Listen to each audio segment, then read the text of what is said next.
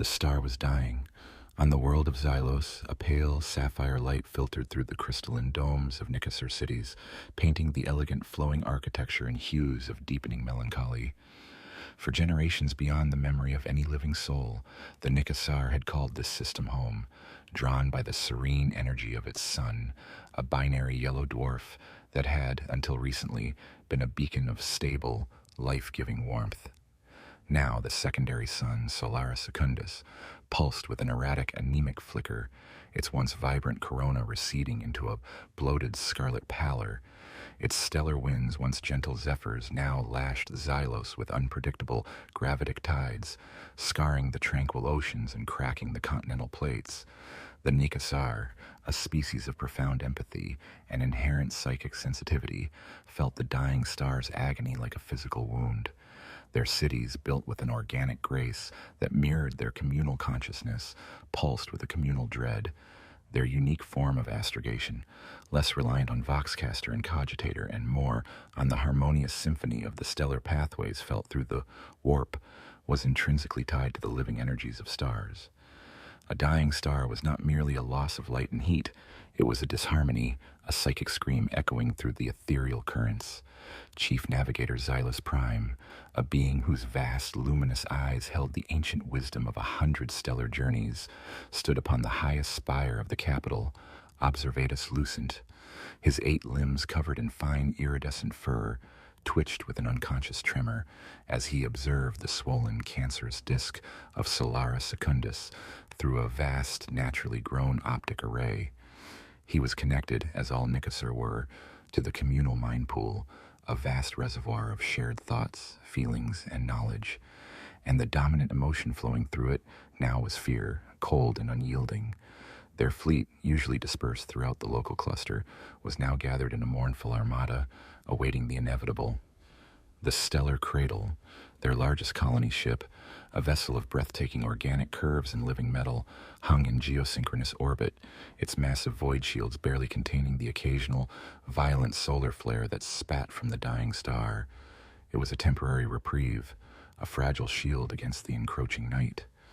Even with the Stellar Cradle, their numbers were too vast, their resources too finite, to evacuate all of Xylos before the star imploded or expanded into a red giant, consuming their beloved home. Generations of psychic conditioning and careful breeding had forged them into a species of unparalleled astropathic talent, capable of navigating the treacherous currents of the warp with a grace and accuracy unmatched by most other races, save for perhaps the Eldar. Yet even this gift could not conjure new worlds from the void or hasten their colossal colony ship's already ponderous journey. Survival meant leaving Xylos, but the destination remained elusive. The nearest viable systems were hundreds of warp jumps away, and the Stellar Cradle, while vast, could not transport the entirety of their populace, nor could it withstand the journey without an unbearable loss of life over the predicted centuries of travel. The psychic burden of navigating such a long, uncertain path was almost too much to bear, even for their most gifted navigators. The communal despair began to curdle, to manifest as a dark, oppressive pall that threatened to extinguish the last embers of hope within their collective consciousness. The resonance grows weaker, Xylos Prime, transmitted a junior navigator, a tremor in the psychic link that resonated with the chief's own dread. The stellar currents are turbulent, almost chaotic. Astrogation is becoming impossible. Xylos Prime closed his inner eyes, letting the full weight of the truth settle. They were trapped. Their greatest strength, their ability to traverse the stars, was rendered moot by the death of the very stars they used as guides. Desperation, a concept almost alien to their usually serene species, began to gnaw at the edges of their collective will. What was to be done? To watch their home burn, to feel their star's life ebb away, to face the slow, agonizing extinction of their people, was an unbearable fate. Their scientific endeavors, usually focused on ecological harmony and advanced biological engineering, had yielded no solution. Stellar rejuvenation was a myth, a fantasy, even to the most optimistic of their theoretical physicists. They were a peaceful, empathic race, ill-equipped for such cosmic horror. As the last tendrils of Solaris Secundus's steady light began to dim further, plunging the outermost Nicassar cities into prolonged twilight, Xylus Prime knew that conventional methods, the wisdom of their ancestors, would not save them. He had to look beyond the known, beyond the acceptable, to the fringes of rumor and the whispers of forbidden knowledge that sometimes drifted through the warp, carried on the tides of desperation and oblivion. He had heard tales, fragmented data whispers from deep void probes that had strayed far beyond the charted regions, of a species that defied the laws of time itself, a species whose very existence warped causality, a species that trafficked in entropy and defied the universal constant of decay. The Hrud, the very thought of them, sent a chill through his being, a psychic dissonance that grated against his serene nature. But as the sapphire light of Xylos faded, desperation began to eclipse all fear. The communal despair of the Nicassar was a thick, cloying miasma, a psychic shroud that pressed down upon Xylos. Yet within this suffocating gloom, there were those whose sensitivity was such that they could perceive faint echoes beyond the immediate sorrow, whispers carried on the volatile currents of the Imperium that most found too faint, too unsettling, to truly heed. Among these was Alara, a navigator of uncommon gifts, whose mental tendrils often stretched further into the shadow depths of the warp than any of her peers dared. She was younger than Xylus Prime, her irises a startling nebula of shifting blues and violets, reflecting the turbulent energies she so frequently communed with. Unlike her elders, who often sought harmony and symmetry in the warp's chaotic embrace, Alara found herself drawn to its dissonances, its forgotten melodies, the cracks in the grand symphony of reality. As Solaris Secundus continued its death throes, spitting gargantuan solar flares that bathed the stellar cradle in ephemeral, searing light, Alara found her meditation increasingly disturbed by an insistent, almost maddening hum. It was not the familiar static of the warp, nor the distant screams of lost souls, but something far more insidious, a resonance that defied categorization. It felt like time itself was struggling, a discordant vibration against the very fabric of causality. Her 8 limbs, usually poised in graceful patterns of arcane gesture during deep void attunement, now twitched involuntarily, her fur bristling with an unseen electric charge. The source of this disturbance was not a single point, but a diffuse shifting anomaly, a temporal bruise forming on the skin of reality far beyond the Xylos system, yet inexorably linked to it by some unseen, sympathetic vibration. It was a despair deeper, more ancient, more all-encompassing than even the Nicassar's present agony. It was the sorrow of forgotten civilizations, the slow decay of entire stellar nurseries, a collective gasp of a universe bleeding entropy. And within this vast, formless despair, Alara detected pinpricks of intelligence, flickering and elusive, like fireflies caught in a collapsing void. They were alien, utterly so, yet their presence resonated with a primal, desperate struggle for existence that mirrored her own people's plight. She communicated her findings to Xylus Prime, the psychic link between them crackling with the intensity of her discovery. Chief Navigator, her thoughts flowed, a torrent of images and sensations rather than words. There is something, a presence, not a conventional Xenos empire, nor a demon. It is woven into the threads of time itself. It mourns the passing of epochs, not merely stars. Xylus Prime, his ancient mind already burdened by the colossal weight of his people's impending doom, found himself intrigued, despite the sheer terror such a concept invoked. The Nicassar had long held a healthy, deeply ingrained fear of the more esoteric denizens of the galaxy. Their history was largely one of peaceful exploration and quiet reverence for the cosmic order. Tampering with time was the ultimate transgression, a concept barely contemplated in their scientific annals, let alone attempted. Yet, Alara's conviction, the sheer force of her psychic impressions, was undeniable. "Describe it, Alara," Xylos Prime urged, his own psychic signature now a calm, anchoring presence against the storm of her discovery. "What does this presence seek? What does it do?" Alara delved deeper, pushing her consciousness further into the temporal eddies. It was a perilous journey, akin to sailing a fragile skiff through a hurricane of collapsing universes. She saw fragmented visions, impossible structures that simultaneously existed in various stages of construction and ruin, creatures that shimmered at the edges of perception, their forms constantly shifting, aging and de-aging in a single breath, and a vast, intricate network of technology, alien beyond comprehension, that seemed to manipulate the very flow of moments. These were the Hrud, though the name itself was barely a whisper across the galaxy, confined to the grimoires of radical inquisitors and the terrified screeches of those who had witnessed their entropic touch. What she gleaned was not a direct communication, but an understanding forged from the primal sorrow emanating from their temporal distortions. The Hrud, as she perceived them, were not seeking conquest or destruction in the conventional sense. They were survivors, eternal wanderers, whose mastery over time was born of a desperate need to escape the entropic decay that governed all things. Their very existence was a fight against the universe's inexorable march towards oblivion, a struggle that had, in their hands, become a weapon, or perhaps a curse. This profound shared desperation resonated deeply with the Nicassar's own plight.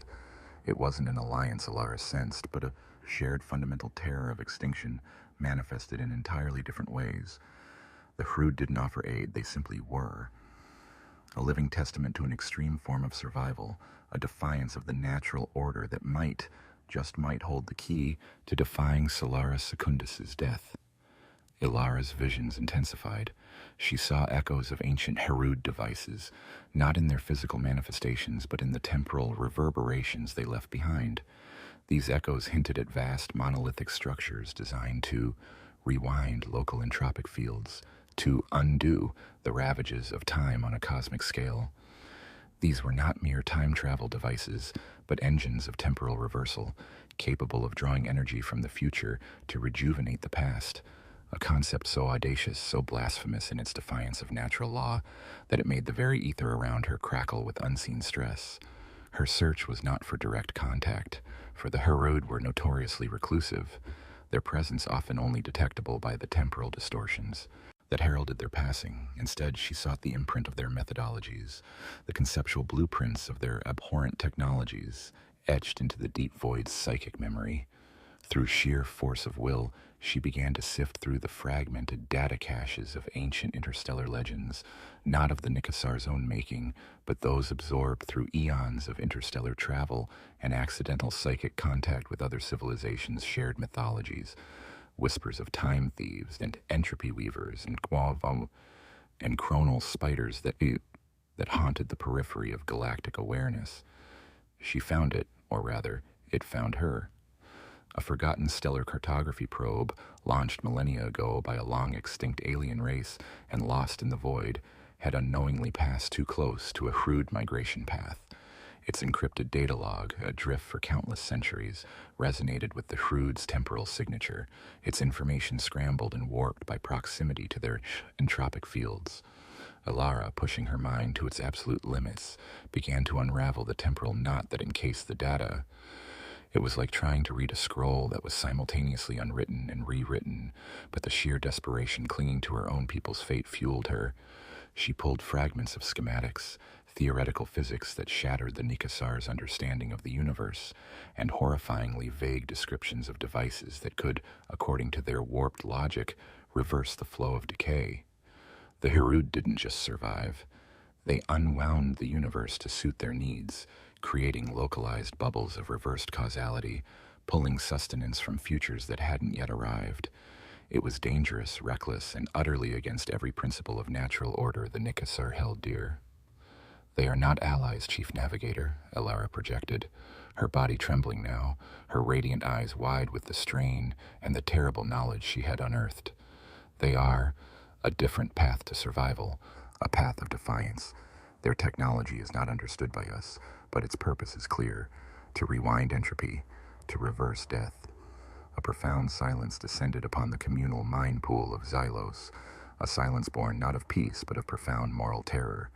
To traffic with such beings, or even to replicate their unholy science, was to risk not just physical destruction, but the very soul of the Nicassar species. Yet, as the last agonizing flares erupted from Solara Secundus, casting grotesque, dancing shadows across their dying world, the chilling alternative, extinction, loomed larger and more terrifying than any blasphemy. The path of the Hrud, however dark, was now the only glimmer of possibility in an otherwise absolute night. The revelation of the Hrud's existence and more terrifyingly, their temporal mastery sent a tremor through the Nicassar communal mind pool, a shockwave that threatened to tear apart their normally harmonious collective consciousness. For eons, their philosophy had been rooted in balance, in the gentle flow of cosmic energies, in the acceptance of life's cycles, the concept of reversing decay, of defying the inevitable march of entropy, was anathema. It reeked of hubris, of a cosmic arrogance that surely invited divine retribution. Yet the alternative was not simply death, but oblivion, the ultimate silence of a beloved star, the extinguishing of an entire species. Xylos Prime, his psychic presence a beacon of strained resolve, initiated the great debate. It was not a debate of spoken words, but a vast, silent communion of minds, where arguments were presented as intricate tapestries of logic, emotion, and foresight, woven into the fabric of their shared consciousness. The elder navigators, keepers of ancient wisdom and tradition, argued vehemently against Alara's terrifying findings. They spoke of the sanctity of natural order, of the unforeseen consequences of tampering with causality, of the dangers of aligning with creatures whose very existence seemed to unravel reality. They conjured visions of cosmic horror, of the warp's hungry maw opening wide to consume souls that dared to defy its natural laws. To undo the death of a star is to unravel the tapestry of existence itself, projected Kaelin Ver, one of the most revered elders, her ancient mind signature radiating a profound, almost heartbreaking despair. The universe is not a toy to be rewound and played with. We are but threads in its design. To pluck at a single one with such violence will surely unravel us all. But Alara, though physically frail from her harrowing psychic journey, countered with grim determination. She projected images of Xylos, not as it was, but as it would soon be, in a cinder and a frozen husk, its atmosphere boiled away, its oceans evaporated. She showed the faces of their young, their luminous eyes filled with a fear that reflected the fading light of their sun. "Are we to simply accept extinction, Elder?" she countered, her mental voice ringing with an unusual, almost desperate defiance. "Is natural order a more sacred principle than the survival of our children? The Hrud may be abominations in the eyes of the cosmos, but they survive. They defy the inevitable. They offer us a path, however perilous, away from this absolute end." The images she projected, drawn from the raw despair of her recent psychic exploration, were more potent than any logical argument. They spoke to the deepest, most primal fear within every Nicassar, the fear of non-existence, of becoming a forgotten whisper in the void. Slowly, agonizingly, the communal mind began to shift. The serenity that had once defined them was giving way to a desperate pragmatism, a grim resolve, born of the stark choice between an uncertain, terrifying gamble and absolute annihilation. The decision was not one of consensus, but of a heavy collective resignation. The majority, their hearts heavy with dread, conceded to the necessity of Alara's path. They would pursue this monstrous technology, this Chronos engine, for the survival of their species, but they would not do so lightly. A deep sadness settled over the Nicassar, a prescient sorrow for the innocence they were about to lose, for the line they were about to cross. The physical quest for the Hrud was not a simple matter of warp jumps. The entities Alara had perceived were not found through conventional means. Instead, the Nicassar, utilizing their highly advanced biological engineering and Alara's precise psychic coordinates, began to construct a specialized deep void probe, unlike any they had conceived before. This probe was not designed for physical encounter, but for psychic resonance, a beacon attuned to the temporal distortions left in the wake of Hrud migrations. It was named the Entropy Weaver, a title chosen with a grim irony. Launched from the stellar cradle, it was a slender, organic vessel, its hull interwoven with crystalline conduits designed to channel and amplify Alara's formidable psychic abilities. Its purpose? To find the most active locus of Hrud temporal manipulation within the identified region of the deep void, to establish a communication, however primitive and perilous, and to gather the precise schematics necessary to recreate their anti-entropic technology. The journey of the Entropy Weaver was a harrowing, solitary odyssey for the small crew of navigators and bioengineers on board, with Alara at its psychic heart. They plunged into regions of space where stars seemed to shimmer with impossible colors, where nebulae pulsed with temporal energies that made chronometers spin backward, and where the very concept of direction became fluid. They encountered phenomena that defied every law of physics the Nicassar knew: phantom planets that appeared and vanished, starships from impossible futures flickering out of existence, and the chilling silence of voids where time had seemingly ceased to flow. Finally, after what felt like an eternity of temporal disorientation, the Entropy Weaver found its target. Not a Hrud world, not even a conventional outpost. It was a region of space utterly devoid of light, where a nebula of entangled chronal energies twisted and writhed like a living thing. Within this temporal maelstrom, Ilara sensed them, a reclusive lineage of Hrud, their forms almost entirely veiled by the constant shimmer of temporal flux, their motivations as inscrutable as the chaotic energies they manipulated. They were not interested in alliance, not in conversation, nor even in the Nicassar's desperate plea for help. Instead, they communicated through a terrifying form of temporal data transfer, a direct neural download of complex schematics, temporal equations, and biological engineering principles that ripped through Ilara's mind with the force of a supernova. It was not a negotiation. It was an implantation, a psychic rape of information. The Hrud simply gave the knowledge, as if the Nicassar were merely a tool, a necessary catalyst for some incomprehensible, larger design of their own. There were no demands, no terms, only the chilling, almost palpable indifference of beings who existed beyond the conventional concerns of life and death, of profit and loss. Their motives remained veiled, their demands expressed only as the inherent properties of the technology itself. The very act of receiving the data felt like a violation, a profound spiritual compromise. The information was terrifying in its scope and complexity, describing a device of impossible scale and paradoxical function, the Chronos engine.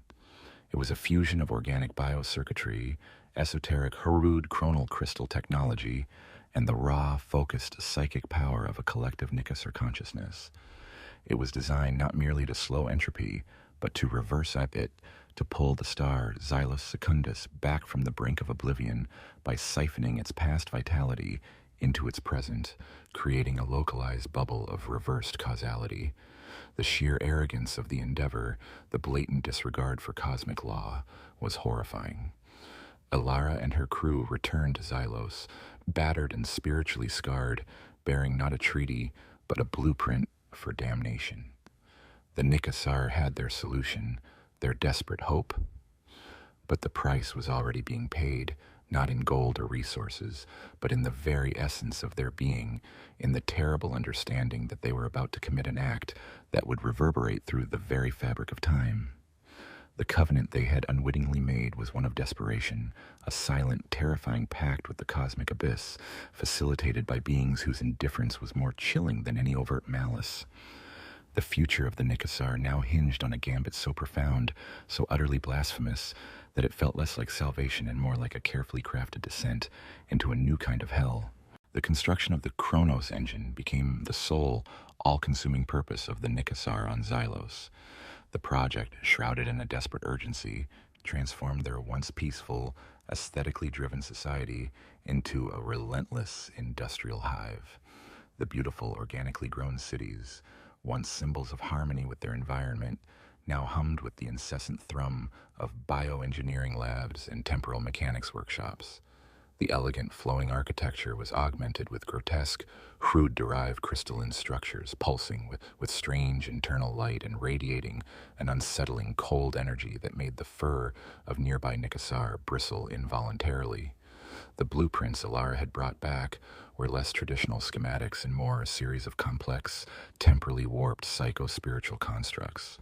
They defied conventional material science, demanding the integration of living components, sentient psychic conduits, and exotic matter whose very existence seemed to violate the laws of physics. The Hrud, it became agonizingly clear, didn't merely use technology, they were intrinsically linked to it, their forms shifting, their perceptions warped by the chronal energies they commanded. Replicating even a fraction of their methodology required the Nicassar to push their own bioengineering and psychic channeling capabilities to unprecedented and deeply unsettling limits.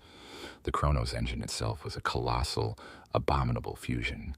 At its heart lay a series of interconnected, gargantuan temporal resonant crystals, grown from the mutated cellular structures of Xylos' own unique flora, but laced with Hrud extracted chronostrands, alien filaments that shimmered with an impossible, shifting light. These crystals were fed by a vast network of psychic conduits, woven from the collective consciousness of thousands of Nicassar navigators. Each conduit was a living, breathing component, painstakingly cultivated and psychically linked, forming a vast, intricate nervous system designed to channel and amplify the raw, focused willpower of the Nicassar mind pool. Bioengineers, once dedicated to nurturing delicate ecosystems, now worked in grim, silent shifts, their luminous eyes clouded with exhaustion and a growing sense of dread. They genetically tailored Nicassar embryonic cells to develop into specific psychic amplifiers, growing vast, pulsating organic circuitry that mimicked the Hrud's alien chronal matrix. These were not merely machines. They were semi-sentient biological entities, throbbing with the stolen echoes of past and future, designed to interface directly with the star, Xylos Secundus, and terrifyingly, with time itself. The sheer scale of the project was daunting. Entire cities were repurposed, their domes transformed into gigantic foundries where strange new alloys were forged under precisely controlled chronal fields, alloys that shimmered and phased as they cooled, defying observation. The gravitational fluctuations from the dying star made the work perilous. Sudden, violent shifts in local gravity would send equipment tumbling and engineers scrambling for safety, their lives perpetually at risk. Yet, the Nicassar pressed on, driven by the absolute certainty of extinction if they failed. Xylos Prime, no longer merely a chief navigator, had become the project's spiritual and logistical anchor. His once serene psychic signature now radiated a constant tension, a grim determination. He oversaw the integration of the Hrud schematics, interpreting their impossible physics through a filter of desperate improvisation. He knew, with a certainty that chilled him to his core, that they were building something that should not exist, a contraption that spat in the face of natural law. Alara, whose mind had been the first bridge to the Hrud, was now permanently tethered to the Chronos engine's core. Her psychic abilities, amplified and integrated into the living machine, allowed her to act as the primary interface, the conduit between the Nicassar collective and the raw, untamed temporal energies. Her eyes, once a vibrant nebula, now held a haunted, distant quality, as if she perceived moments that had not yet occurred or had already been undone. She spoke in fragmented sentences, often referring to events that had not transpired in their linear present, her mind constantly oscillating on the edge of chronal madness.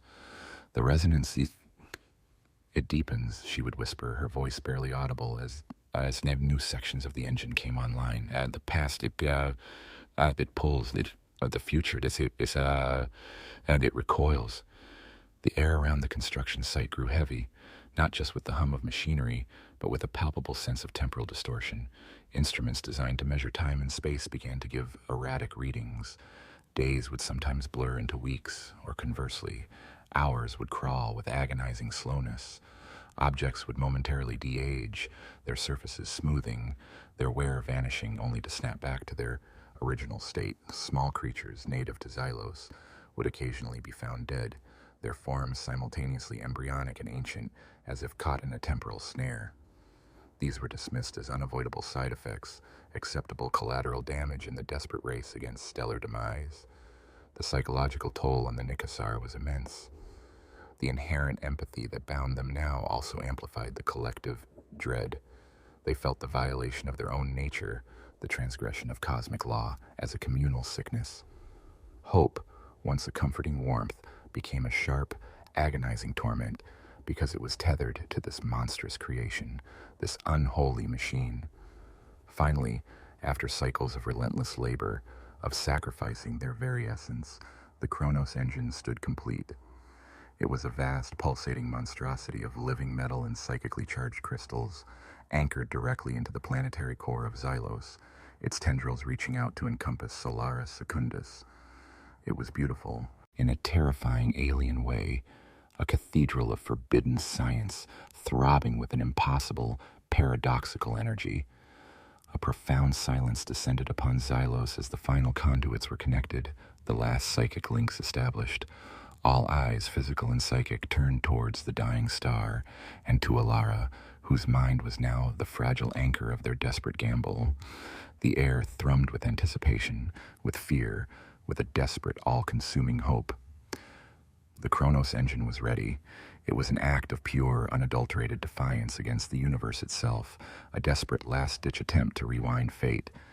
And as the final preparatory sequence began, a chill wind swept across Xylos, carrying with it the faint, metallic scent of ozone and the unsettling sensation of time itself holding its breath. The moment arrived with an almost unbearable slowness, each passing nanosecond stretching into an eternity. All of Xylos held its breath, its collective consciousness focused with agonizing intensity on the pulsating heart of the Chronos engine. The colossal device, a grotesque testament to desperation and forbidden science, thrummed with a low guttural growl, its Hrud-derived crystalline structures glowing with an internal, shifting light that seemed to flicker between its past and present. Tendrils of pure psychic energy, channeled through thousands of interconnected Nicassar minds, snaked outwards, reaching towards the bloated, dying form of Solaris Secundus. Alara, now more a part of the machine than a separate being, was at the epicenter of this maelstrom. Her body, anchored within a complex array of psychic amplifiers, twitched with uncontrolled spasms. Her luminous eyes rolled back in her head, revealing only swirling nebulae of white.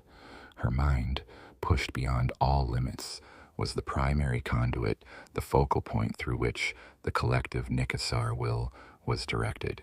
She was, in essence, trying to physically grasp the flow of time and reverse its course. Xylos Prime, standing near the main control nexus, felt the psychic pressure of the activation, like a physical weight crushing his chest. The communal mind pool, usually a serene lake, was now a tempest, a storm of desperate hope and primal terror. He saw the projected readings flicker wildly on the monitoring displays, temporal displacement fields, entropic inversion rates, causality divergence metrics, all parameters spinning wildly into uncharted territory. Then, with a shudder that reverberated through the very bedrock of Xylos, the Chronos engine activated. A colossal, silent pulse of chronal energy erupted from the planetary core, surging upwards through the integrated crystalline structures and out into the void. It wasn't a visible light, but a wave of pure, concentrated temporal force. For a fleeting moment, all instruments went silent, as if reality itself had paused to gasp. Then, a miracle. Solaris Secundus, the dying star, flickered. Its bloated crimson surface, scarred by millennia of entropic decay, began to change. The angry, boiling eruptions on its photosphere softened, the deep, dark sunspots lightened, and the overall color began to shift. The pallor of death receded, replaced by a strengthening, vibrant yellow-orange. The faint, anemic glow intensified, growing steadily, radiating a warmth that had been absent for generations. A gasp, a collective sigh of relief, rippled through the Nicassar mind pool. Their star was rejuvenating. Its light, once a harbinger of doom, was now a beacon of impossible hope. Cheers, not of sound but of pure, unadulterated psychic joy, erupted across Xylos. The project had worked. They had cheated oblivion. The impossible had been achieved. The Nicassar on Xylos, those who remained planet-side, emerged from their sealed cities, their hearts soaring. They gazed up at the sky, no longer fearing the deepening crimson, but welcoming the strengthening, warming light of a star reborn. On the stellar cradle, orbiting above, its shields had been straining against the dying star's erratic flares. Now those flares lessened, became more controlled, their intensity fading back to normal. The colony ship's crew, witnessing the stellar miracle, wept tears of profound relief. But the miracle was short-lived and tragically flawed. The first hint of trouble was subtle, almost imperceptible amidst the jubilation. Small, localized distortions began to manifest around the Chronos engine's primary anchor points. A technician's datapad, clutched in his limb, suddenly vanished, only to reappear a moment later, its internal clock having jumped forward by an hour. A section of a crystalline spire momentarily de-aged, its polished surface becoming rough and unformed, then snapped back to its current state. At the edge of the central city, a field of bioluminescent flora shimmered, some plants momentarily blooming, then wilting in rapid succession, others fading into transparent echoes. These were dismissed initially as calibration fluctuations, unavoidable teething problems of a device that rewrote the fundamental laws of nature. The sheer exhilaration of Solaris Secundus's apparent rejuvenation blinded the Nicassar to the ominous signs. They had defied death, and for a species that valued harmony and order, the slight localized chaos seemed a small price to pay. But Alara, still locked into the core of the Chronos engine, was screaming. Not with sound, but with a torrent of terrifying psychic images and sensations that threatened to rip her mind apart. She perceived not merely the rejuvenation of the star, but a constant violent oscillation. The star was not stably rewound.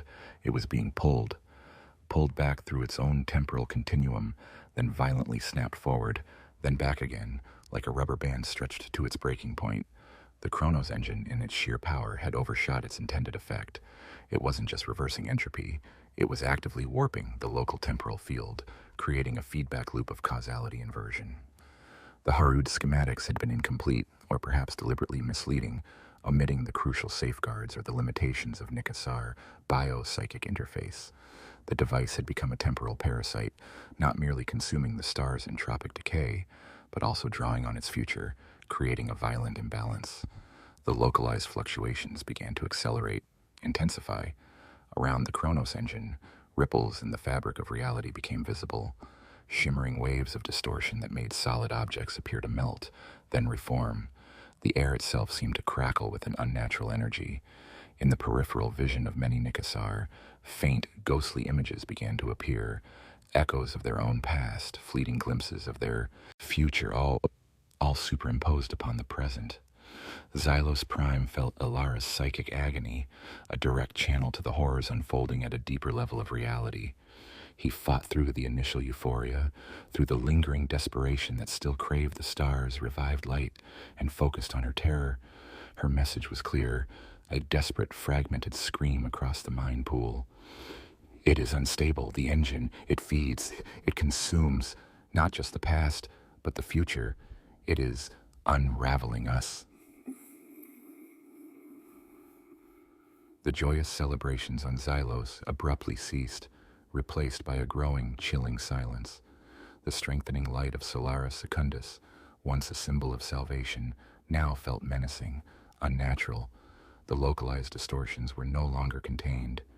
A Nicassar city district, bathed in the newly revitalized starlight, suddenly shimmered, its elegant spires aging decades in a single instant, then violently de-aging into raw, unformed architectural prototypes, then snapping back to its present, cracked and damaged. The living crystalline hull of the Chronos engine began to pulse erratically, its internal light now a frantic, chaotic strobe. The success was a lie. The victory was a mirage. The Nicassar had not rewound their star to save it. They had simply created a localized temporal anomaly, a wound in the very fabric of reality. And now that wound was beginning to fester, to grow, threatening to consume not just their dying star, but the very sector itself, dragging everything into a maelstrom of untime.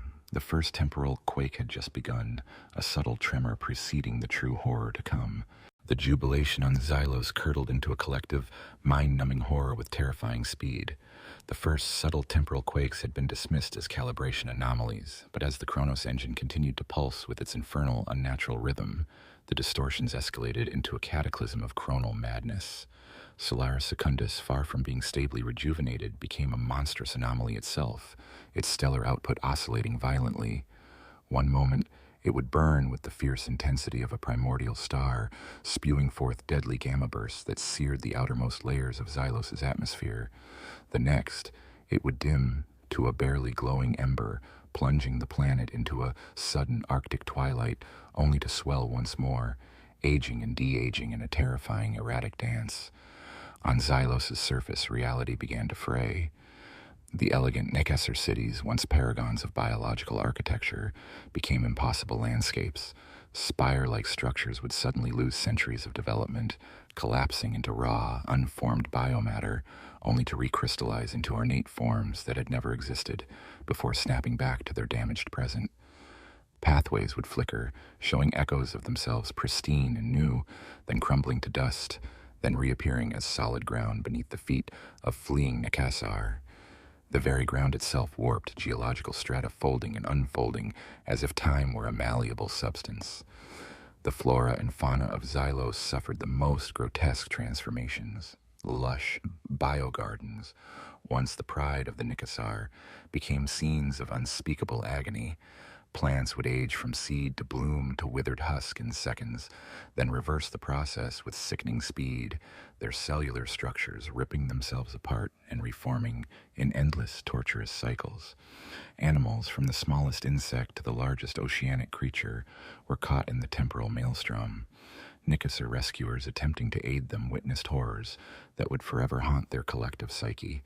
Creatures simultaneously embryonic and ancient, their forms stretched and distorted across impossible timelines, their dying shrieks echoing across multiple moments at once. The Nicassar themselves were not immune. Though shielded by their communal psychic resilience and the bioengineered safeguards of their cities, the mental and physical toll was immense. Individuals experienced localized time skips, finding themselves moments ahead or behind their peers. Memories became unreliable, blending past, present, and imagined futures into a chaotic collage. Some began to de-age physically, their fur softening, their limbs shortening, only to violently re-age, their skin wrinkling and their muscles atrophying before snapping back to their current state, disoriented and traumatized. Others simply vanished, caught in a temporal eddy, their physical forms dissolving into pure chronal energy, their psychic signatures abruptly excised from the communal mind pool, leaving a gaping void of shared loss. Chief Navigator Xylos Prime, his psychic signature now a desperate, frantic alarm bell, directed the evacuation efforts. The stellar cradle, still in orbit, began to recall its shuttlecraft, but the process was agonizingly slow and fraught with peril.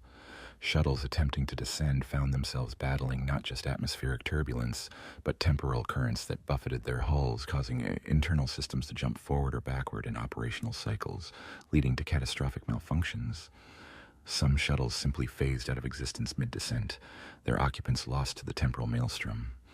From the core of the Chronos engine, Alara's psychic screams were a constant, raw shriek of agony that echoed through the entire Nicassar collective. She was witnessing the unraveling of everything, experiencing the stars' agonizing rebirth and death in an endless looping cycle, her mind struggling to comprehend a reality that actively defied linear progression. She was desperately trying to sever the connection, to shut down the abomination they had created, but the engine had become a monstrous, semi-sentient entity, feeding on the chaos it generated, its Hrud-derived components now fully in control, defying any attempt at shutdown. It was no longer a device. It was a hungry maw, an engine of untime. "We must sever it, the connection," Xylos Prime broadcasted, his mental voice strained and hoarse with the effort, reaching out to the engineers still maintaining the outer psychic conduits. "Cut the power, disengage the chronal arrays." But it was too late. The Chronos engine had become self-sustaining, drawing energy not just from Solaris Secundus, but from the very temporal distortions it created. It had woven itself into the fabric of Xylos, its roots deep within the planetary core, its tendrils reaching out to the star. To cut it would be to rip the heart out of their world, likely annihilating Xylos in a catastrophic explosion of raw temporal energy. They were trapped. The Nicassar realized with a soul-crushing certainty that their desperate act of salvation had condemned them to a fate far worse than simple stellar collapse. They hadn't merely failed to save their star, they had infected it, turning it into a monstrous focal point for a temporal plague. The entire Xylos system was becoming a localized bubble of warped reality, a cancerous growth on the skin of space-time, expanding with every violent oscillation of Solaris Secundus. Families were torn apart as individuals vanished or were caught in impossible temporal loops. Nicassar, who had dedicated their lives to harmony, now found themselves consumed by a creeping madness, their minds unable to process the constant shifting of reality around them. The once pristine, tranquil world of Xylos was transforming into a graveyard of paradoxes, its beauty twisting into grotesque parodies of what once was. As the temporal anomaly intensified, engulfing more and more of the Xylos system, The stellar cradle found itself increasingly imperiled. Its mighty void shields flickered under the strain of temporal impacts, as if struck by invisible forces from different moments in time. Its internal systems struggled, some components aging to rust, others de-aging to raw ore. The ship itself began to shimmer, its organic hull momentarily becoming transparent, revealing the terrified crew within, before solidifying once more. They were not merely witnessing the death of their star and their world, they were witnessing its unraveling, an agonizing, prolonged process of temporal obliteration. The Nicassar, peaceful and empathic, were forced to endure a torment that defied comprehension, trapped in a reality that was actively consuming itself, a direct consequence of their desperate, unholy covenant. The Chronos engine, designed to save them, had become their exquisite, cosmic executioner, condemning Xylos to an endless, agonizing death. As Xylos descended into an abyss of temporal chaos, the stellar cradle, the vast Nicassar colony ship, became a vessel adrift in an ocean of untime, its immense organic form, designed for centuries of gentle interstellar travel, now bucked and shuddered under the strain of continuous temporal impacts.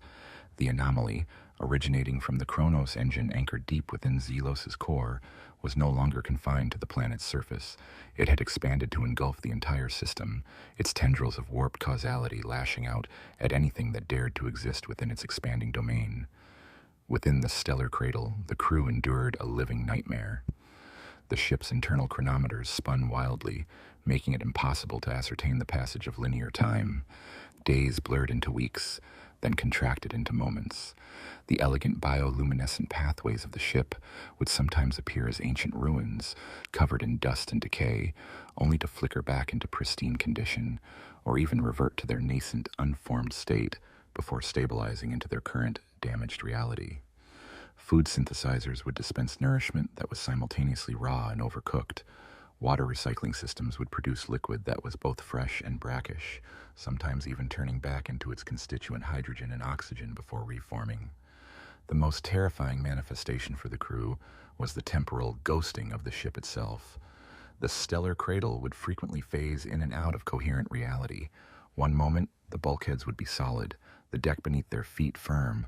The next, the ship would become semi-transparent, an ethereal vessel shimmering at the edge of perception.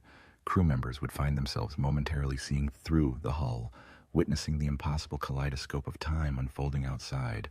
The dying star, Xylos Secundus, appearing as a nebula, then a protostar, then a red giant, all in the blink of an eye. During these moments of phasing, the very air would hum with a cold, metallic tang, and the Nicassar inside would feel a terrifying dissociation, as if their own existence was no longer anchored to a single point in time. Communication systems were utterly useless. Vox channels crackled with echoes of past conversations, future warnings, and impossible static. Internal psychic links, usually a seamless extension of the communal mind pool, became a cacophony of distorted thoughts and fragmented fears. Individuals would experience sudden, terrifying flashes of memory, not their own, but those of distant ancestors, or even of their own unlived future selves, driving many to the brink of chronal madness. Xylos Prime, having transferred to the stellar cradle during a brief lull in the temporal storm, now oversaw the desperate attempts to maintain the ship's integrity. He was haunted by Alara's psychic screams, which still echoed through the communal mind pool, a constant reminder of the horror unleashed. His once smooth fur was now matted with fatigue, his luminous eyes shadowed by a profound, agonizing despair. He coordinated repair crews, directing them to constantly shifting weak points in the hull where temporal stresses were most intense. These crews, however, faced impossible challenges. A repair conduit might de-age to unmined ore or rapidly rust to dust in their limbs. Tools would vanish or transmute, making any coherent work a struggle against the very fabric of reality. The navigators aboard the stellar cradle, those not psychically connected to the maddening Chronos engine on Xylos, attempted desperately to plot an escape course. But the warp itself, their familiar pathway through the stars, had become corrupted within the anomaly's expanding sphere. Jump coordinates would shift mid-calculation, astral augurs would return wildly contradictory readings, and the very concept of a stable exit point seemed to vanish. The anomaly was not merely a physical barrier, it was a temporal wall that stretched into the Imperium, preventing any safe passage through the warp. "The warp. It is disturbed," reported a senior navigator, his voice a strained whisper through the internal comms. "The currents are tearing, forming impossible eddies. Any jump from here would scatter us across eternity or strand us in realms unimaginable." The stellar cradle was slowly becoming a tomb, a magnificent living mausoleum caught in an endless loop of temporal decay and reversal. The Nicassar aboard, once filled with the cautious hope of a new beginning, now watched in horror as their escape vessel became another victim of their ill-fated gambit. They were seeing their entire civilization, their entire history, unravel around them, experiencing a slow, agonizing temporal obliteration that was far more terrifying than any supernova. Panic, a raw and alien emotion, began to ripple through the communal mind pool. The Nicassar, traditionally serene and logical, found themselves succumbing to moments of uncontrolled terror as their reality dissolved around them. Some sought solace in deep meditation, attempting to anchor their minds against the chaos, but even their most profound psychic shields struggled against the relentless assault of untime. Others simply curled into themselves, their 8 limbs trembling, their minds overwhelmed by the constant sensory assault of a reality in flux. As the stellar cradle shimmered and phased, occasionally revealing fleeting glimpses of Xylos below, a world now almost entirely consumed by chronal madness, its surface a chaotic blur of creation and destruction, the Nicassar aboard faced the terrible truth. They had not escaped. They were trapped, caught in the very anomaly they had inadvertently unleashed, their magnificent ship transformed into a temporal ghost, doomed to wander the edges of an ever-expanding maw of paradox, witnessing their own slow, agonizing erasure from existence. The price of their desperate survival gambit was being paid in full, and the currency was their very presence in the linear flow of time. The temporal anomaly, born of Nicassar desperation and Hrud chronal blasphemy, was a malignancy that defied the natural laws of the cosmos. No longer contained within the dying Xylos system, it began its inexorable, slow-motion expansion, a shimmering, invisible maw, swallowing the linear flow of time across the sector. Its periphery was not a sharp, distinct boundary, but a gradual, insidious blurring of causality, creeping outwards like a cancerous growth. The first Imperial contacts were, predictably, ill-equipped to comprehend the horror. Scout ships designated for deep void patrols along the fringe routes leading towards the Xylos system were the initial victims. These were the stalwart Vigilants, small, heavily armored vessels crewed by stoic, often insular, void-born families who had served the Imperium for generations. Their void shields were designed to deflect meteoroid showers and micro-asteroid impacts, not to withstand rips in the fabric of space-time. The initial reports were cryptic, bordering on the insane. Vigilant 37, on a routine patrol, transmitted a garbled message before going silent. Sensors, impossible readings, system clocks malfunctioning, ghost signals. We see ourselves in the past, then silence. Rescue efforts yielded nothing.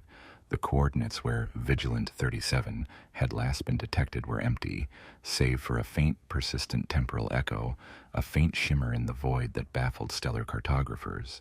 The disappearances escalated. Merchant convoys, plying established trade lanes that skirted the newly anomalous region, began to vanish. Cargo manifests would be transmitted from a jump point, then the ships would simply not arrive at their destination. Sometimes, faint echoes of their Vox traffic would be picked up days or weeks later, transmitting garbled messages that seemed to come from before their disappearance, or from a future where they had already been destroyed. Entire patrol fleets dispatched to investigate the growing mystery vanished without a trace, their last transmissions filled with bewildered terror. The Imperial Administratum, typically slow to react to anything beyond their bureaucratic purview, initially dismissed the reports as warp incursions, Geller field malfunctions, or localized Xenos piracy. The Mechanicus, always eager to claim new technological marvels, or horrors, dispatched explorator fleets, but their carefully calibrated instruments struggled to make sense of the phenomena. Chronometers would desynchronize, cogitators would loop endlessly, and augur arrays would display contradictory data streams, showing stars that had already died or planets that had not yet formed. It was not long before the temporal anomaly encroached upon inhabited Imperial worlds. The agricultural world of Grenadium Prime, a verdant agri-world supplying the sector's PDF, was the first to experience the terrifying effects on a planetary scale. Crop cycles became erratic. Fields of grain would ripen and rot in hours, then reverse to seedlings, only to be consumed by blight once more. The vast automated harvesting machines would suddenly de-age into piles of raw materials, then violently reform, crushing dozens of tech priests in the process. Time itself became a malicious, unpredictable force. The populace of Grenadium Prime, simple, pious folk, attributed the phenomena to divine wrath, to a planetary curse, or to the insidious work of demons. Their fervent prayers turned into desperate pleas as their reality dissolved around them. Buildings would age and decay before their eyes, then rewind briefly pristine before succumbing to ruin again. Children would flicker in and out of different stages of their lives, terrifying their parents with momentary glimpses of their infancy or wizened old age. Lord Governor Valerius Cade, initially skeptical, was forced to acknowledge the unprecedented nature of the threat when a detachment of his own planetary defense force was caught in a temporal eddy. A squad of 20 guardsmen, dispatched to investigate a particularly violent temporal eruption that had consumed a local farming village, encountered a terrifying paradox. They observed their own arrival, an echo of their future selves, marching bravely towards the very spot where they now stood, only to vanish into wisps of chronal energy moments later. The sight drove half the squad to frothing madness, the others to catatonic shock. Reports of ghost worlds began to filter back to the sector capital. These were not worlds consumed by warp storms, but by something far more insidious. Worlds that would appear on long-range sensors, shimmering with an impossible temporal aura, only to vanish moments later. Worlds where structures flickered between genesis and ruin, where entire populations were caught in loops of agony, their cries echoing across multiple moments in time. The Imperium, with its rigid dogma and fear of the unknown, struggled to classify this new horror. It was not a conventional Xenos threat, for there were no invading fleets. It was not a warp incursion, for while the Imperium was disturbed, it was a secondary effect, a ripple rather than the source. It was something utterly alien, something that attacked the very foundation of existence, defying Imperial science and theology alike. As the anomaly expanded slowly but inexorably towards more vital Imperial systems, the gravity of the situation finally pierced the layers of bureaucratic inertia and superstitious fear. The Administratum, the Mechanicus, and eventually the Inquisition recognized that a threat of unprecedented scope was unfolding. This was not merely a localized disaster. It was a creeping existential horror, a temporal cancer that threatened to consume entire regions of Imperial space, erasing them from the linear flow of history.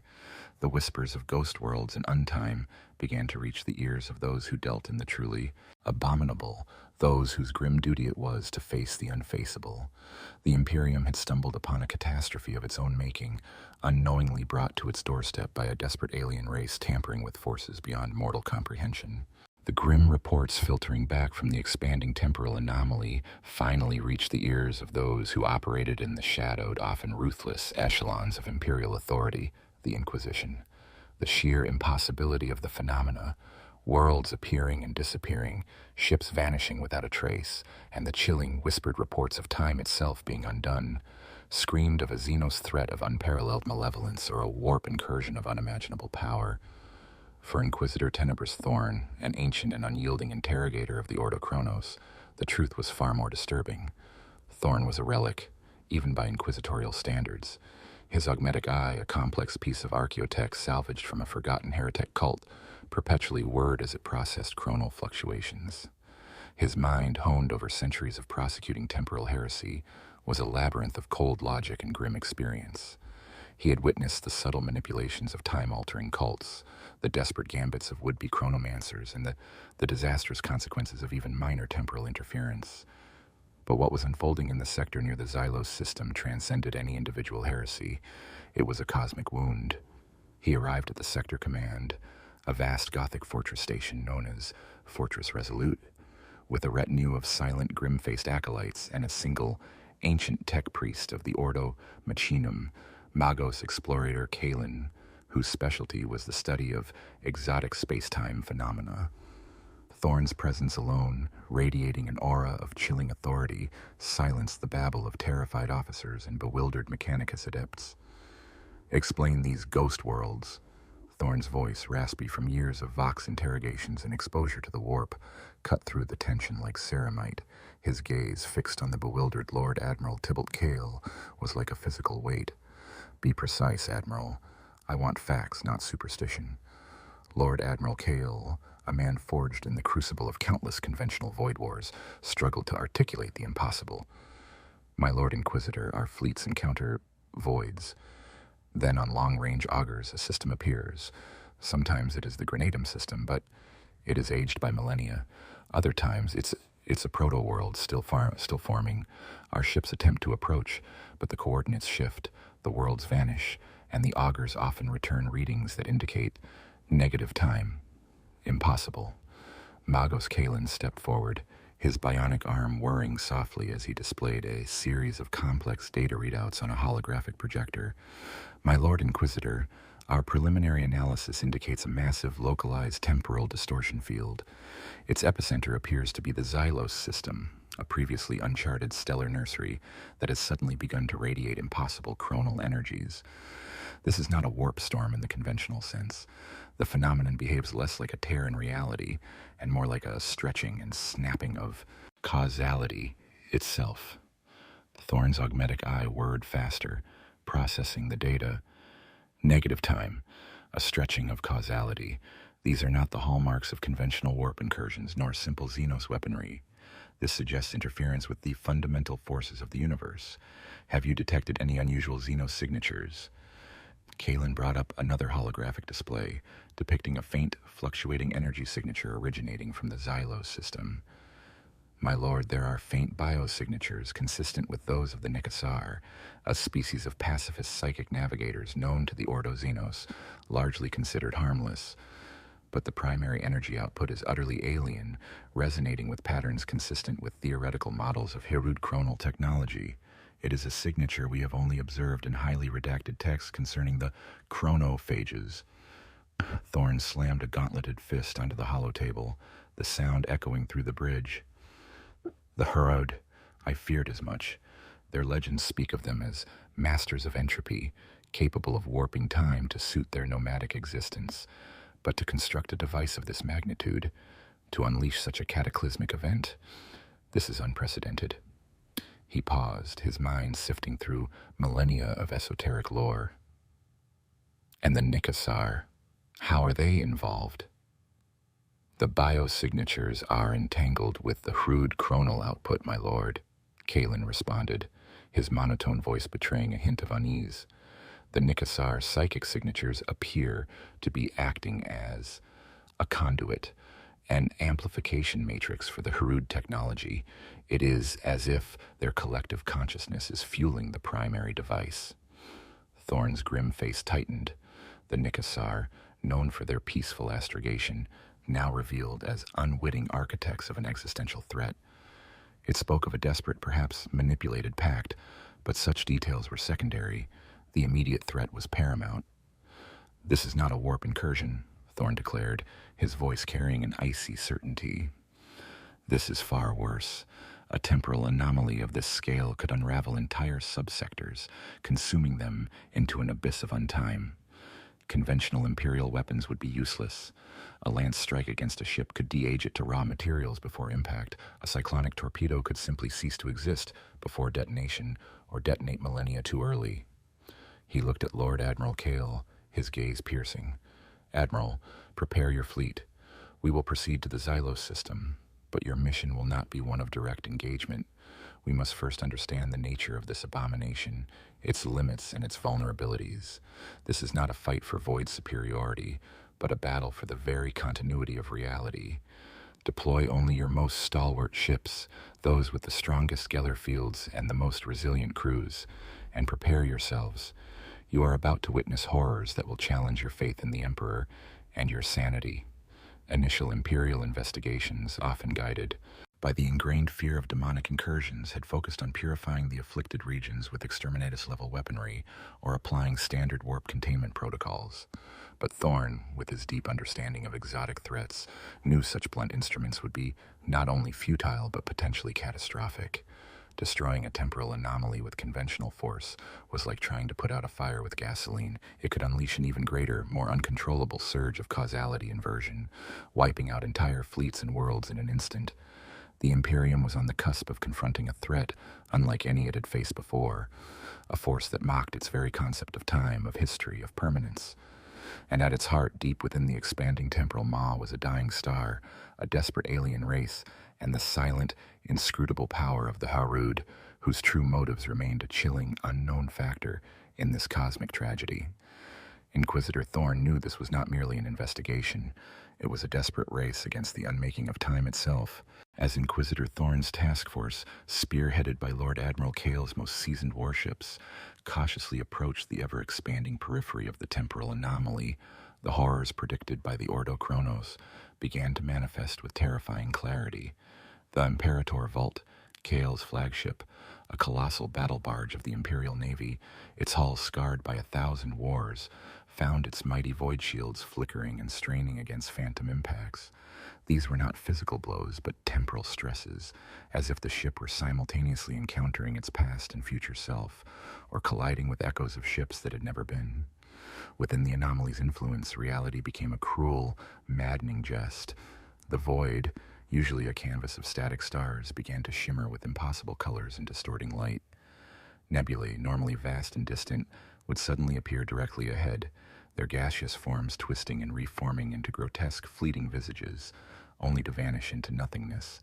Phantom stars, long since dead, would blaze into brilliant, brief existence, only to snap back into inert cinders, bathing the bridge in strobing light that disoriented the crew.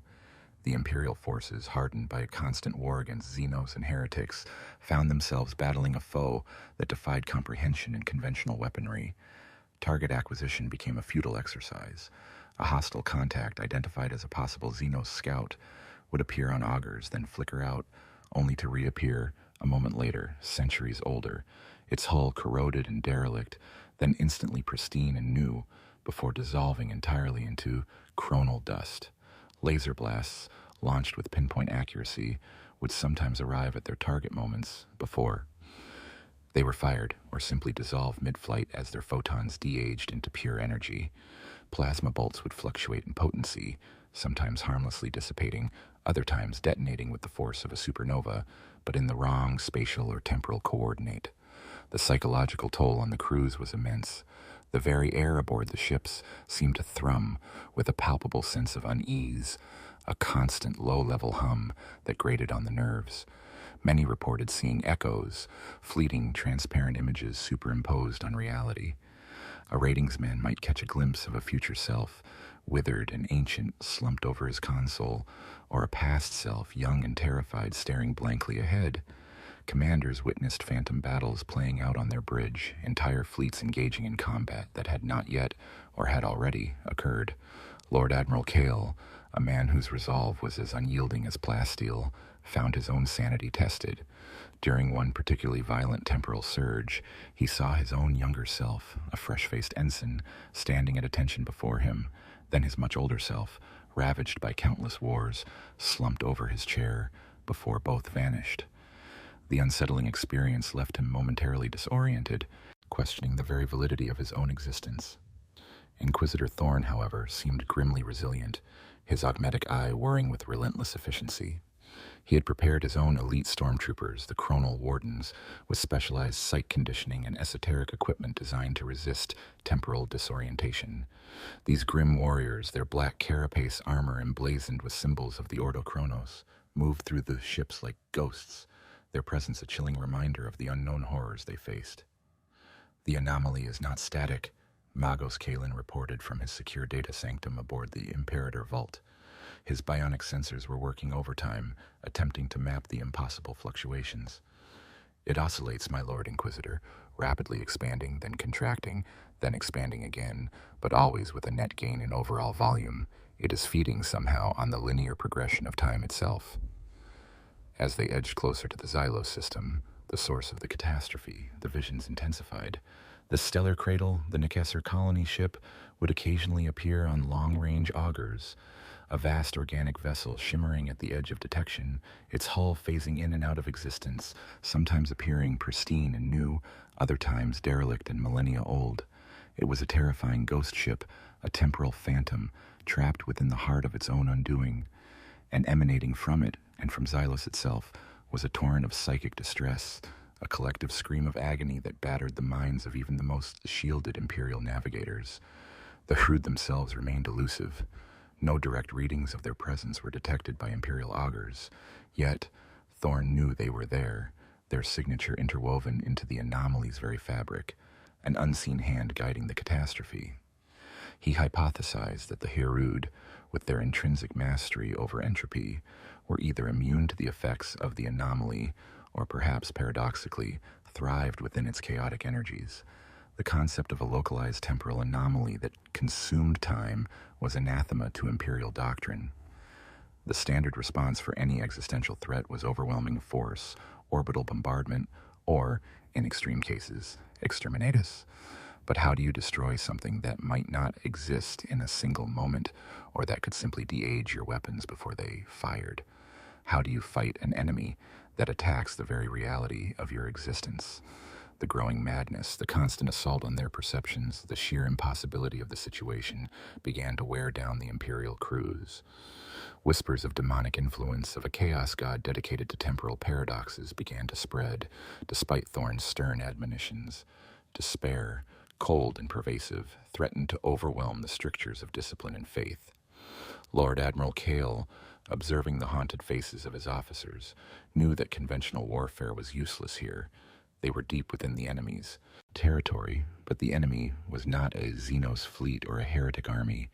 It was time itself, unraveling around them, promising an agonizing, impossible end. The deeper Inquisitor Thorn's task force penetrated the temporal anomaly, the more evident became the chilling truth about the Hrud. They were not merely present within the chaotic energies. They were woven into them, like parasites thriving in a festering wound. Imperial augurs, even the most sophisticated archaeotech of the Mechanicus, struggled to identify distinct Hrud ships or fortresses in the conventional sense. Instead, what they registered were chronal echoes, shimmering, semi-tangible concentrations of temporal energy that would coalesce into what appeared to be structures or vessels, only to phase out of existence moments later, existing in multiple temporal states simultaneously. Magos Kalen, his bionic eyes whirring with frantic calculations, presented his findings to Inquisitor Thorn and Lord Admiral Kale aboard the Imperator Vault. Holographic projections swirled, displaying the anomaly as a vast, pulsating nebula of entangled causality. Within it, faint glowing nodes of Hrud signatures flickered like malignant fireflies. "My Lord Inquisitor," Kalen's synthesized voice reported, a rare tremor in its usually monotonic cadence, "the Hrud are not building fortresses in the traditional sense. They are inhabiting the anomaly. They seem to manipulate localized temporal fields to create chronal strongholds, pockets of space-time where the flow of entropy is radically altered, sometimes even reversed. These fortresses are not fixed. They are temporal constructs, appearing and disappearing, shifting between states of genesis and ruin. They are, effectively, unassailable by conventional means." Thorn's gauntleted hand clenched. They are thriving in this chaos, then. Was this their intent from the beginning? To unleash this plague upon the galaxy and simply exist within it? "Their motives remain inscrutable, my lord," Kalen replied, his optics scanning complex data streams. "There is no discernible pattern of aggression or territorial expansion, as we would expect from a conventional Xenos threat. Their fortresses appear to be primarily defensive, designed to repel detection and avoid engagement. It suggests they are not actively spreading the anomaly, but merely existing within it, perhaps even using it as a migratory pathway or a form of sustainment." Lord Admiral Kale, ever the pragmatist, scoffed. "If they are not hostile, why unleash such a terror upon us? Why let the anomaly consume Imperial space?" "Perhaps they do not perceive it as a terror, Admiral," Thorn interjected, his voice grim. "For the Hrud, the natural flow of time, the inexorable march of entropy, is the terror. Their legends speak of a species constantly on the run from cosmic decay, desperately seeking refuges from universal heat death. This anomaly, this untimed field, it might be their solution, a vast mobile pocket of reversed causality where they can escape the very laws of the universe. The idea was horrifying.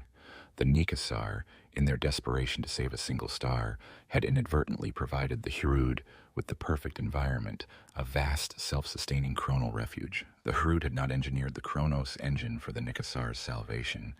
They had used the Nicassar's psychic prowess in bioengineering to create a larger, more stable version of their own temporal refuges, an environment perfectly suited to their entropic existence, and their indifference wasn't apathy.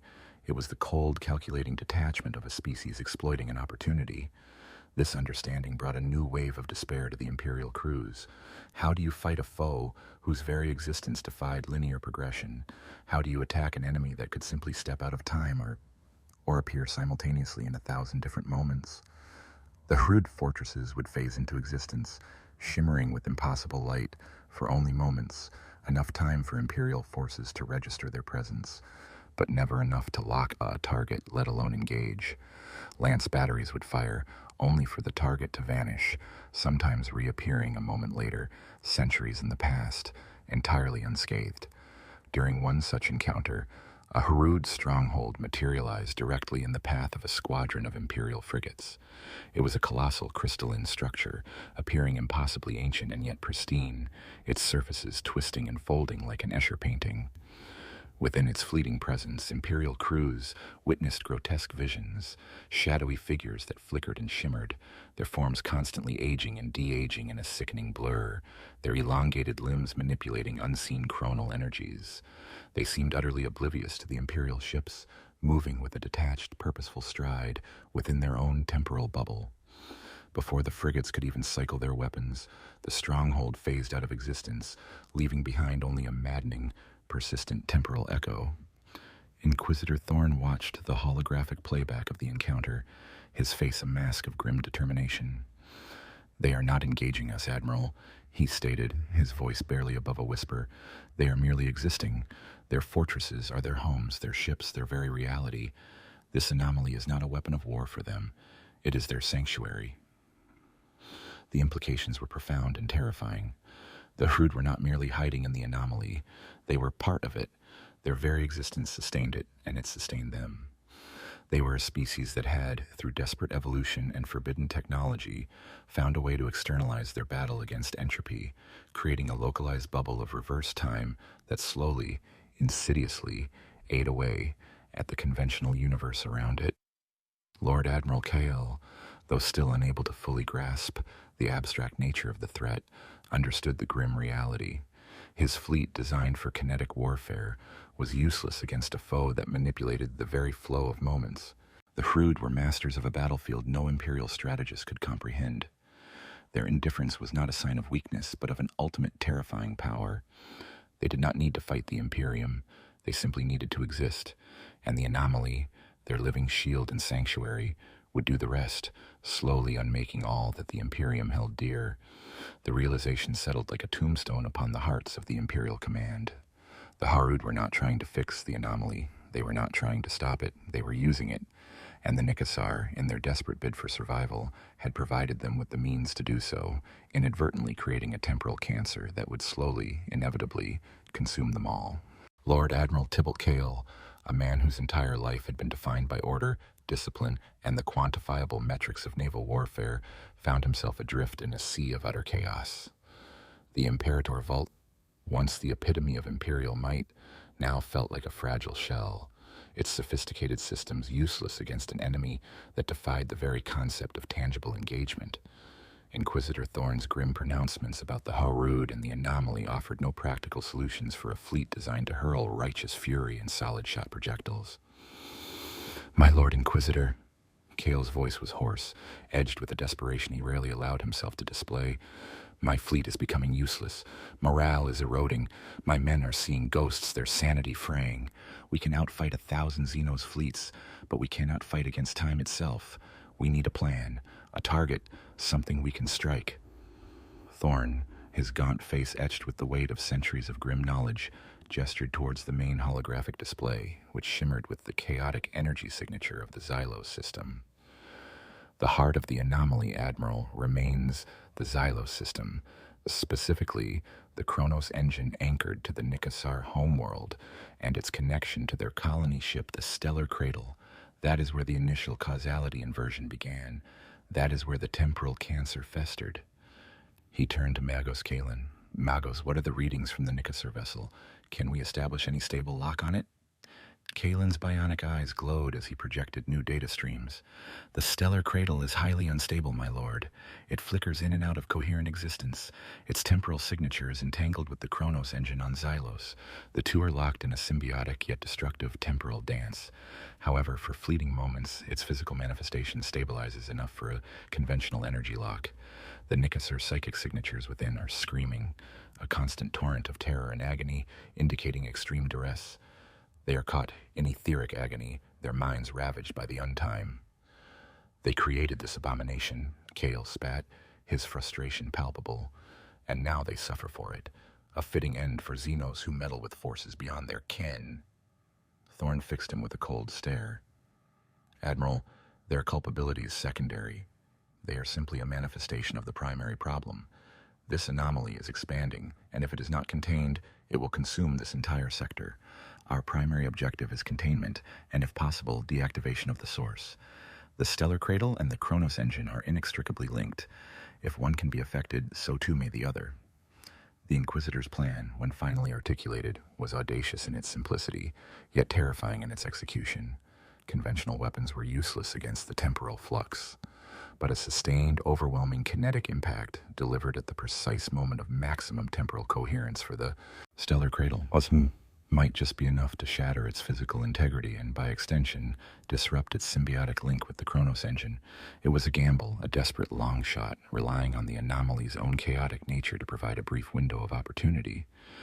We will coordinate a full-spectrum assault, Thorn explained, his voice low and deliberate.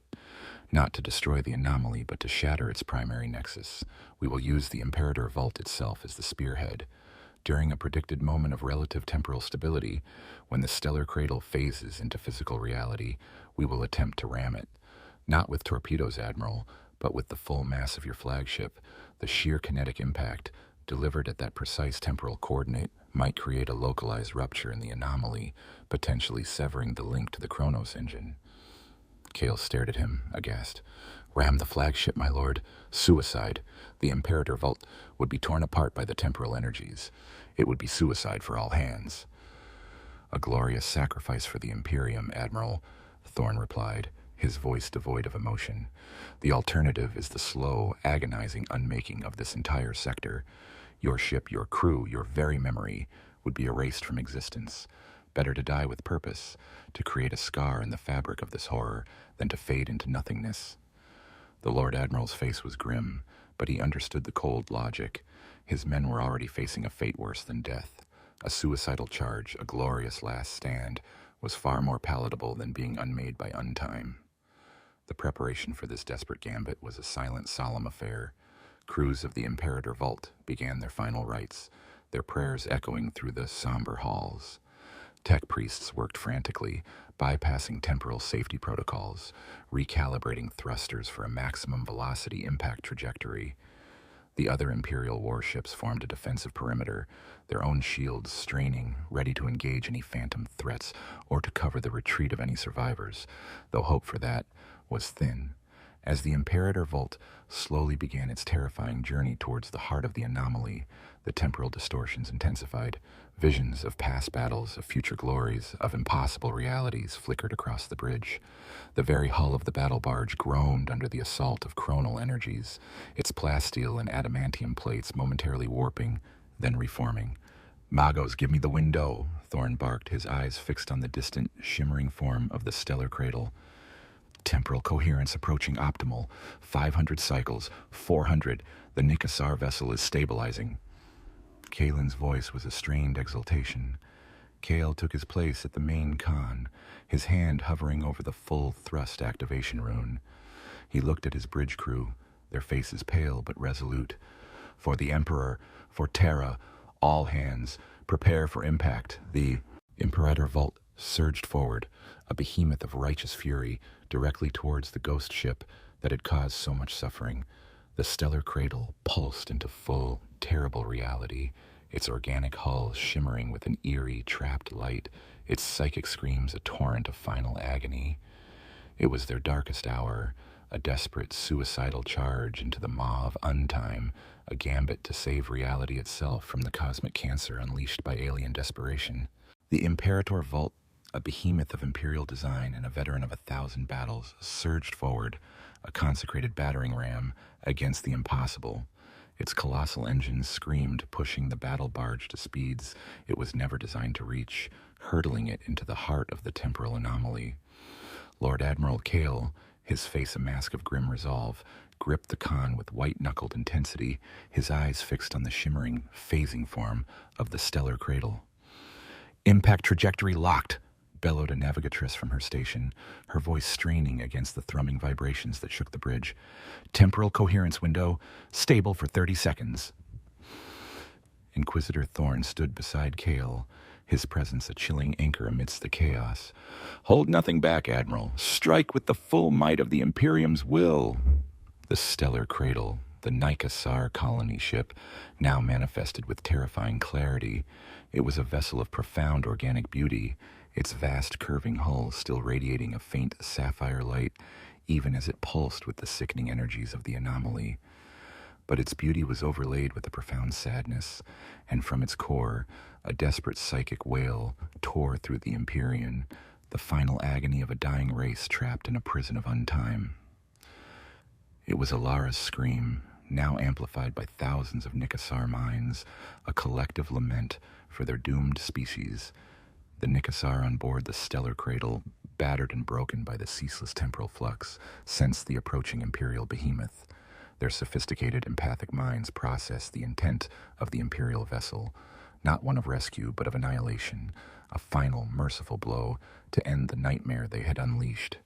Through the torrent of Alara's psychic agony, a faint collective understanding began to form within the Nicassar mind pool aboard the stellar cradle. They understood the Imperium's grim resolution, and in their despair, they found a terrible final purpose. They had been the unwitting architects of this horror.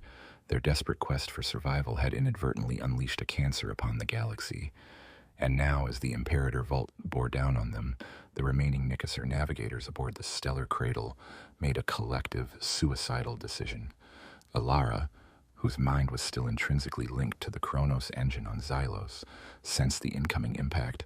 She felt the raw, kinetic energy of the Imperial flagship as if it were a physical fist aimed at her own skull. But instead of recoiling, she and the thousands of Nicassar minds connected to the stellar cradle surged forward. They had nurtured a powerful psychic conduit to the Chronos engine, a living link to the heart of the temporal anomaly. They could not sever it, but they could focus it. As the Imperator Vault raced towards its target, the stellar cradle began to shimmer, not phasing out of existence, but drawing in the raw temporal energy of the anomaly, acting as a living organic capacitor. The Nicassar, in a final act of collective sacrifice, poured their entire psychic essence, their life force, their very souls into the Chronos engine through their connection to the stellar cradle. They focused the unholy power not to save themselves, but to create a catastrophic, localized surge of reversed causality, an ultimate sacrifice to anchor the anomaly, to prevent its further sector-wide spread. "Impact!" roared a ratingsman on the Imperator Vault's bridge, the claxons blaring a final deafening warning. With a shudder that tore through the very foundations of the Imperator Vault, the Imperial flagship slammed into the stellar cradle. The sound was not of rending metal, but of reality itself screaming. A blinding, impossible light erupted at the point of impact, not the fire of conventional explosions, but the flash of fundamental laws breaking. For a microsecond, the universe inverted.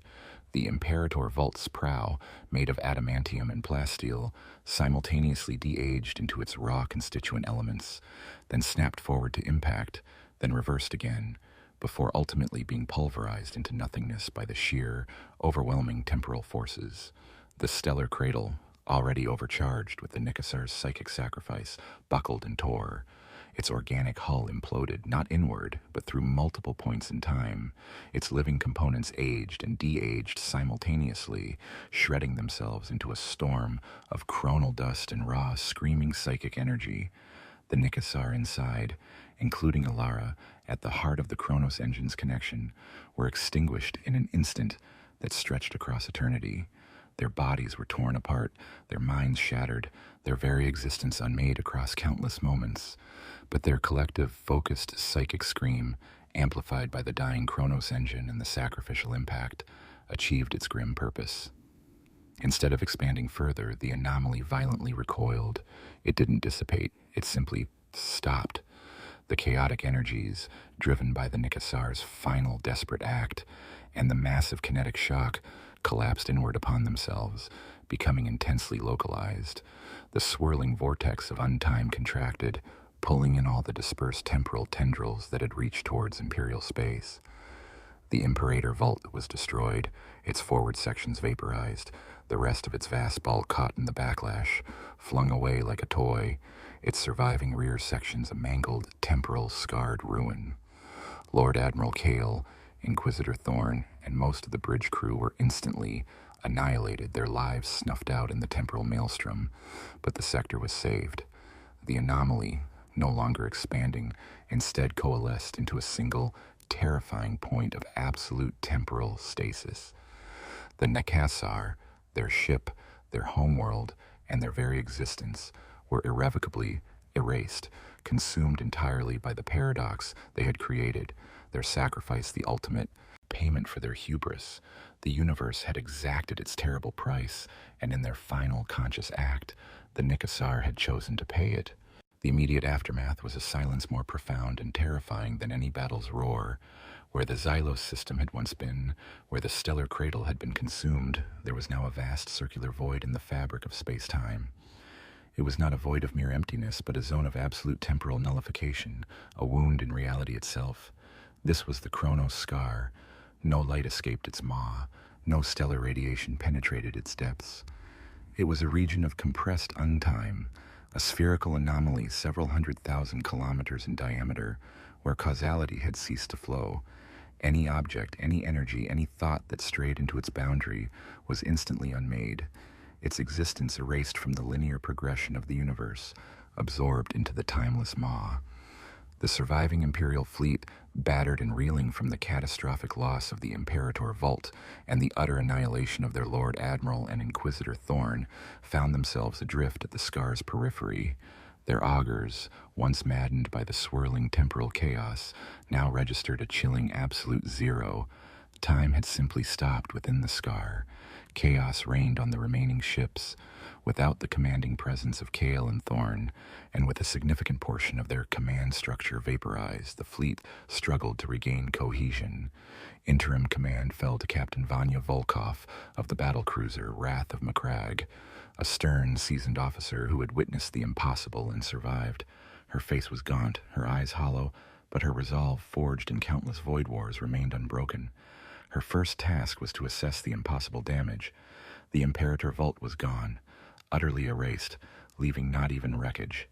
Those ships caught closest to the final implosion of the anomaly bore horrific scars.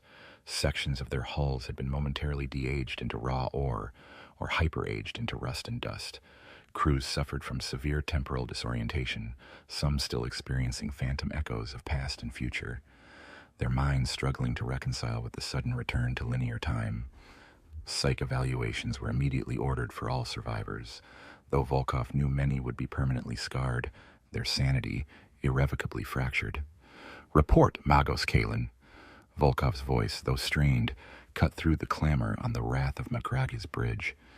Magos Kalin, miraculously, had survived, his data sanctum having been in a particularly shielded section of the Imperator Vault's rearward decks, which had been violently flung clear of the central implosion.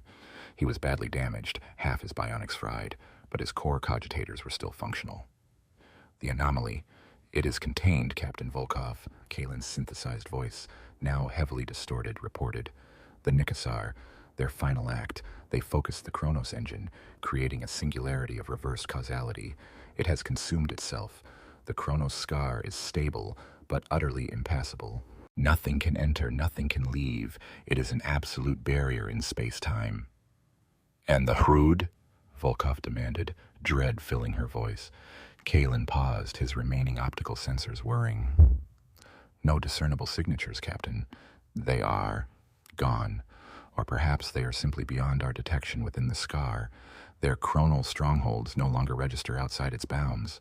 It is possible they were either consumed in the implosion, or they simply chose to retreat further into the untime of the Scar, finding their ultimate sanctuary." The thought was chilling. That the Hrud, the architects of this slow-motion catastrophe, might have simply vanished into the very horror they had helped create, leaving the Imperium to deal with its aftermath, was an insult that burned in Volkov's heart. The recovery efforts began. Damaged ships were towed, the dying tended to, the traumatized sedated. Volkov immediately dispatched a full report to the High Lords of Terra and the Ordo Xenos, detailing the impossible events, the alien desperation, the Hrud's chilling indifference, and the ultimate sacrifice of the Nicassar, a truth that would likely be redacted or simply disbelieved by the Imperium's rigid dogma. The Chronos Scar became an immediate critical quarantine zone. Its very existence was a cosmic threat, an impassable void that swallowed light, matter, and time itself. Imperial navigators and astropaths could not even sense the warp within its borders. It was a blind spot, a hole in the universe. Any attempt to navigate around it was fraught with peril, as its periphery still occasionally generated minor, localized temporal eddies that could snag unwary vessels. Lord Admiral Kale and Inquisitor Thorn were canonized as martyrs, their sacrifice used as a rallying cry for the sector, their names etched into the litany of holy vengeance. The truth of their suicidal charge, the desperate gamble against forces beyond Imperial comprehension, was buried beneath the layers of glorious propaganda and strategic obfuscation. The sacrifice of the Nicassar, an alien race, was never acknowledged, their existence simply fading from Imperial records as if they had never been. The sector, now permanently bisected by the Chronos Scar, became a frontier of constant vigilance. New navigation routes had to be charted, bypassing the vast, impassable wound in reality. Fortifications were erected along its new borders, not to repel enemy fleets, but to warn against accidental intrusion into the timeless abyss. The memory of the ghost worlds in the unraveling reality lingered, forever scarring the minds of those who had witnessed it. The immediate crisis was averted, but the cost was immense, and the new, terrifying reality of the Chronos Scar was a constant, grim reminder of forbidden knowledge and the universe's ultimate indifference. The Chronos Scar endured, a gaping wound in the tapestry of reality, a monument to alien desperation and forgotten horrors. It was a vast circular void of temporal nullification, utterly impassable, absorbing all light, all matter, all time that dared to touch its periphery. For the Imperium, it became a permanent chilling fixture, forever marring the stellar charts of the sector. The Nicassar, the species whose noble intention had inadvertently birthed the catastrophe, were utterly extinguished. Their homeworld of Xylos, their magnificent colony ship, the stellar cradle, and every single Nicassar soul within the anomaly's core were unmade, their existence folded into the timeless maw of the Scar. No remnants, no echoes, no whispers of their passage through the galaxy remained. They simply ceased to have been, their final collective psychic scream fading into the cosmic silence. The few Nicassar scattered across the wider galaxy, small diplomatic enclaves or isolated merchant convoys, would eventually succumb to the slow, relentless grind of Imperial bureaucracy or the predations of other species, their astropathic unique talents now diminished without the central heartbeat of their homeworld to anchor their communal consciousness. Their legacy was one of ashes and an erased history, a grim warning against the pursuit of forbidden knowledge. The Hrud navigators, those enigmatic chronomancers who had imparted the blasphemous schematics to the Nicassar, vanished entirely. Imperial efforts to detect their presence within the Chronos Scar proved utterly futile. Some within the Ordo Xenos theorized that they had simply retreated further into the untime of the anomaly, finding in its timeless depths the ultimate sanctuary from the entropic decay that governed the conventional universe. Others whispered that the Hrud had been consumed themselves, victims of their own insidious craft. The truth remained, like so much about the Hrud, an inscrutable mystery. They became figures of myth and dread, their name whispered only in the most forbidden lore, associated forever with the spectral terror of the Chronos Scar, their motives as elusive and paradoxical as the temporal forces they wielded. For the Imperium, the sector was transformed into a permanent vigilance zone.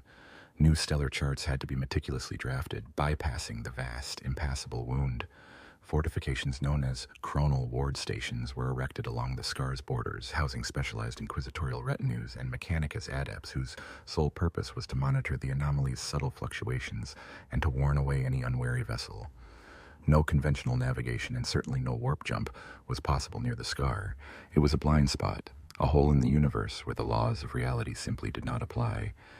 The memory of Lord Admiral Tybalt Cale and Inquisitor Tenebrous Thorn was enshrined in the Imperium's hagiography, their sacrifice glorified as an act of selfless devotion against a mysterious, nameless terror. The official narrative omitted any mention of the Nicassar, their role in the catastrophe carefully excised from all records. It was a victory, yet a Pyrrhic one, bought with the lives of countless Imperial citizens and the permanent scarring of a sector. The Chronos Scar served as a permanent, chilling testament to the unforgiving nature of the Warhammer 40,000 galaxy. It was a reminder that even the most desperate act of survival could lead to cosmic horror, that hope was often merely a precursor to an even deeper despair, and that the universe was an indifferent, vast expanse where the pursuit of forbidden knowledge inevitably led to tragic and irreversible consequences. The light of Xenos was gone, replaced by an eternal darkness, a void where time itself lay broken, a silent, chilling monument to the relentless Grimdark.